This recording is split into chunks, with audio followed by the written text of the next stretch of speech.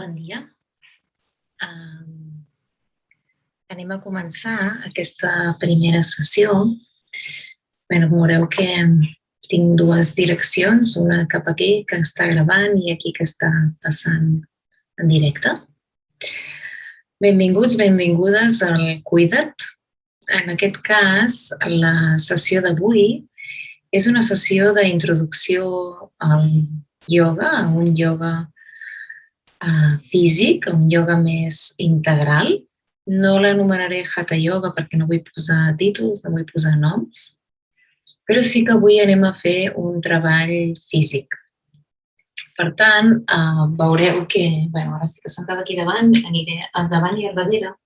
Aquí tinc una esterilla de ioga, que la podeu aconseguir a diferents llocs de botigues d'esport. I en aquest cas jo avui hi he posat una altra a sobre perquè no necessitaré fer un gran moviment, per tant penso que serà suficient. Però sí que volia fer-vos algunes inspiracions inicials, algunes recomanacions inicials. I és que tot el que jo estigui proposant, tant avui com el reste de dies, tant a la part més física com a la part més mental, psíquica, és important que tu et respectis el teu ritme.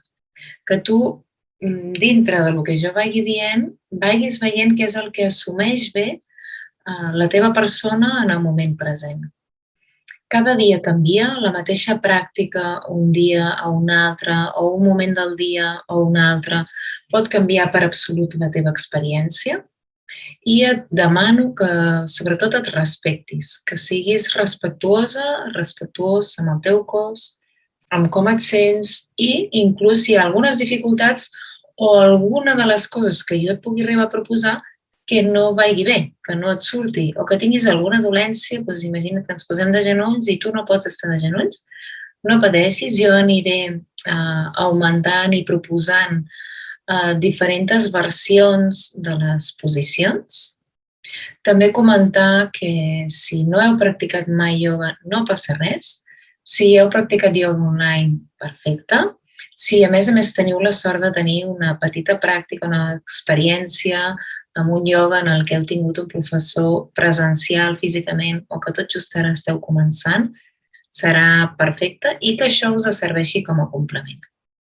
De fet, aquestes sessions, en principi no les anava a realitzar, però diverses persones m'heu demanat, ostres, doncs a part del Cuida't cada dia, realment no ens podries donar un suport de ioga més integral en el que també s'elabori el treball físic, que també ens permeti anar entrant en la posició de sentats. Alguns de vosaltres també m'heu manifestat, ostres, doncs ens agradaria poder sentar-nos, però realment la nostra esquena no ens ho permet, els genolls, la flexibilitat, l'obertura de caderes. Llavors, aquesta sessió d'avui va dedicada a aquest entrenament, a aquest training, a aquest anar entrenant, anar entrant en el procés de ioga. Per mi ha de ser un ioga orgànic, ha de ser un ioga, com us deia, respectuós. En alguns moments veurà que parlo de la posició. La posició moltes vegades em sortirà el nom sense voler d'asana. La posició asana és en sànscrit, és el nom d'asana, però sí que us volia fer una referència. Asana vol dir posició, però no és una posició física. També és una posició física, però té de fons un posicionament, una actitud en la que té a veure en que tu et respectes, primer de tot, els yamas i niyamas que parla un text molt important, que és els Yoga Sutras de Patanjali, ho anomenen tot d'una, i és que hem de ser respectuosos amb nosaltres mateixos, amb el nostre entorn, i en aquí la no violència, el cuidar-te, que jo us faig tanta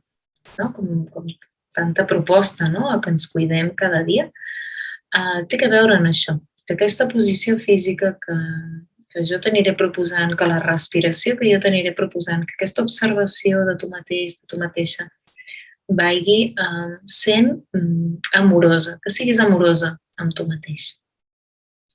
Llavors, necessitarem això, una esterilla. En alguns casos utilitzarem un coixí. També trobeu, quan aneu a les botigues aquestes d'esports, algun tipus de tacó que diuen que és per ajudar-nos a elevar en algun determinat moment una part del cos. També us pot anar bé una cinta, un cinturó de roba que sigui agradable per agafar, per ajudar-nos a fer algunes posicions. I en el millor dels casos, pues, també us proposaré que si aneu entrant en la pràctica i teniu ganes de realment entrar en el món més contemplatiu, més de la meditació, us compreu un coixinet, una mitja lluna, un safo, que en diuen, que també el podeu trobar. Això sí, potser en botigues una miqueta més especialitzades, a vegades hi ha dietètiques o espais que tenen materials tipus natura o així, que tenen algun tipus de producte vinculat amb el ioga. Per altra banda, si no teniu cap d'aquests recursos a prop, m'ho comenteu i jo us ajudo perquè us ho enviïn a casa i tingueu el material necessari. Avui pots començar a on puguis, amb una esterilla, amb una tovallola, en el jardí de casa teva, a la terrassa. El que sí que és important és que et dediquis un espai en el que realment durant aquesta estona no et molestin, no? Que puguis informar, si convius amb més persones, que vas a dedicar-te a fer aquesta sessió.